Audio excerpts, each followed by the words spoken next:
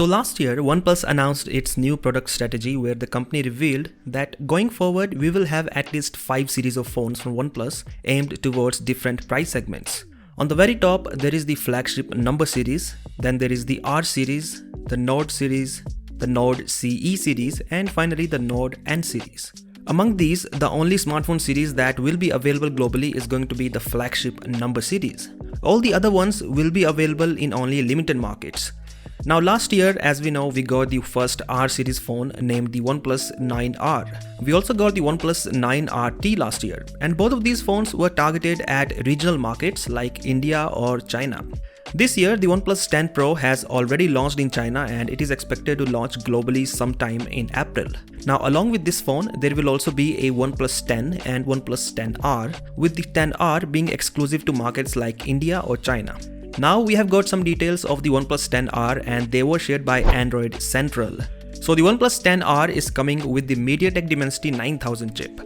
This pretty much explains why this phone is not coming to, let's say, the US, because in the US, the major carriers rely on the millimeter wave frequency bands for their 5G networks.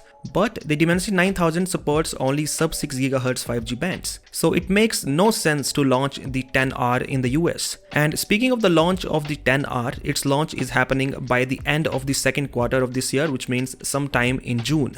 The reason for this delay is the recent launch of OnePlus 9RT in India. So OnePlus 9RT was initially expected to launch in India back in October last year, but due to the Oxygen OS 12 issues, the launch happened this month only. So now the company does not want the 10R to affect the sales of 9RT, and that is why the launch is happening late.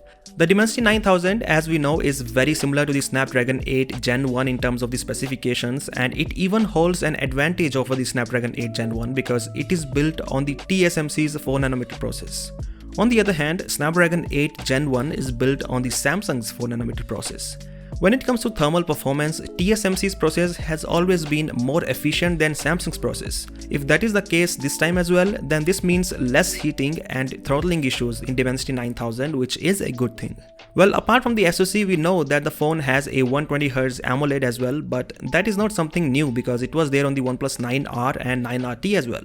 So for now, we do not know a lot about the specifications of 10R, but we will hopefully get more details soon. So what do you think of the Dimensity 9000 powered OnePlus 10R? Do let me know your opinions in the comments section below, and as always, I will catch you in the next one.